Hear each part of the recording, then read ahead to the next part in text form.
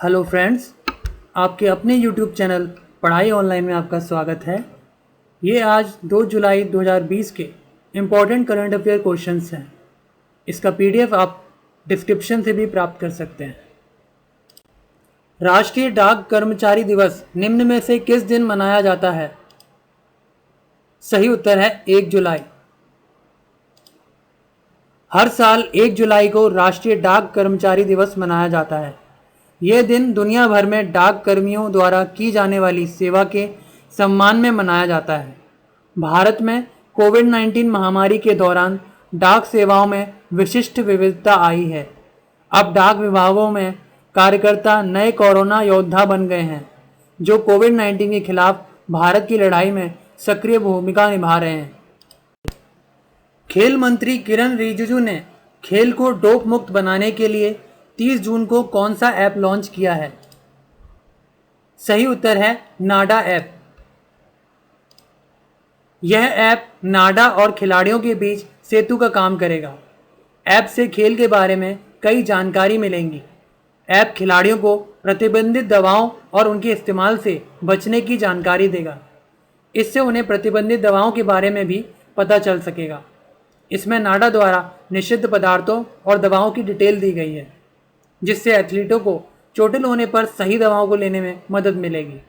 खिलाड़ियों के dope test को जल्दी कराने में भी ये ऐप मददगार होगा। हाल ही में किस मंत्रालय ने पतंजलि की कोरोनिल दवा की बिक्री पर लगे प्रतिबंध को हटा लिया है? सही उत्तर है आयुष मंत्रालय। केंद्रीय आयुष मंत्रालय ने कहा है कि पतंजलि कोरोनिल दवाई को केवल शरीर की रोग प्रतिरोधक क्षमता बढ़ाने वाली बताकर बेच सकता है। पतंजलि आयुर्वेद के योग गुरु रामदेव ने कहा है कि कोरोनिल दवाई की बिक्री पर आयुष मंत्रालय द्वारा कोई प्रतिबंध नहीं है। कोरोनिल बनाने की पूरी प्रक्रिया को अब कोविड मैनेजमेंट नाम दिया गया है। मंत्रालय की परमिशन के बाद अब पतंजलि कोरोनिल किट की 3 दवाई दिव्य कोरोनिल टैबलेट, दिव्य शवासरी, दिव्य अणु तेल को पूरे देश में बेच सकते हैं। इसके तहत पतंजलि को उत्तराखंड सरकार के आयुर्वेदिक सर्विस के तहत लाइसेंस मिला है। इंडियन एयरफोर्स ने टिड्डी दल से निपटने के लिए किस हेलीकॉप्टर का इस्तेमाल शुरू किया है? सही उत्तर है Mi-17। भारत में टिड्डी दल का इसी साल दूसरा हमला हो चुका है। यह कई राज्यों तक पहुंच चुका है। इससे खाद्य संकट की आशंका होने लगी है, क्योंकि यह फसल को चौपट कर रहे हैं। इन्हें रोकने के लिए कृषि मंत्रालय ने कीटनाशक छिड़कने के लिए ड्रोन का भी इस्तेमाल किया, लेकिन यह काफ़ी नहीं था। अब इंडियन एयरफोर्स की मदद ली जा रही है।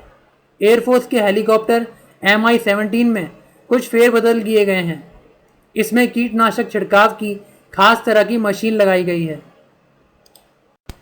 नेशनल चार्टर्ड अकाउंटेंट्स डे कब मनाया गया है? सही उत्तर है 1 जुलाई। यह दिन 1949 में भारत की संसद द्वारा की गई institute of chartered accountants of India ICAI की स्थापना के उपलक्ष्य में मनाया जाता है और हर वर्ष ICAI की स्थापना के दिन चार्टर्ड अकाउंटेंट को सम्मानित करने के लिए CA दिवस मनाया जाता है। किस देश में 36वां आसियान शिखर सम्मेलन को वर्चुअली आयोजित किया गया है? सही उत्तर है वियतनाम। इस शिखर सम्मेलन का उद्देश्य कोविड-19 महामारी के बाद रिकवरी और भागीदारों के साथ भविष्य में सहयोग को बढ़ावा देना है।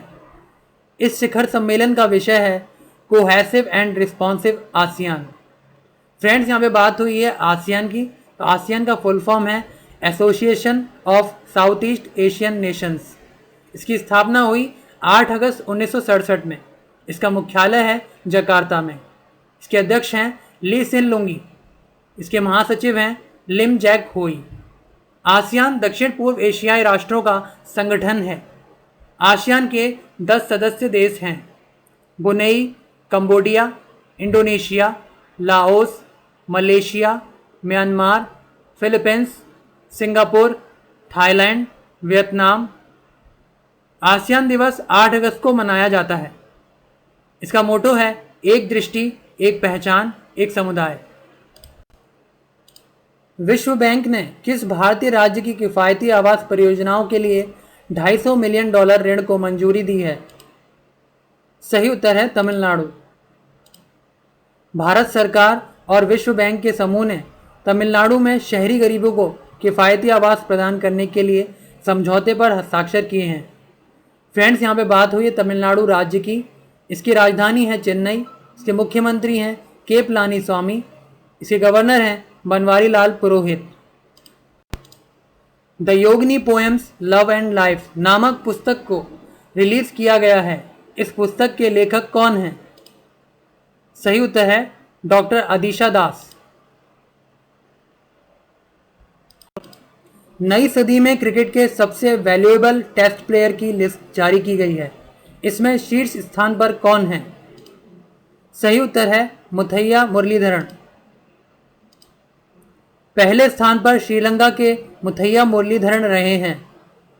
भारतीय ऑलराउंडर रविंद्र जडेजा को दूसरे स्थान पर रखा गया है। तीसरे स्थान पर ऑस्ट्रेलिया के स्टीव स्मिथ हैं। भारत में कोरोना की पहली वैक्सीन को Hyderabad pharma company Bharat biotech ने तैयार किया है। सही उत्तर है कोवैक्सीन। भारत में कोरोना की पहली वैक्सीन कोवैक्सीन को हैदराबाद की फार्मा कंपनी भारत बायोटेक ने तैयार किया है।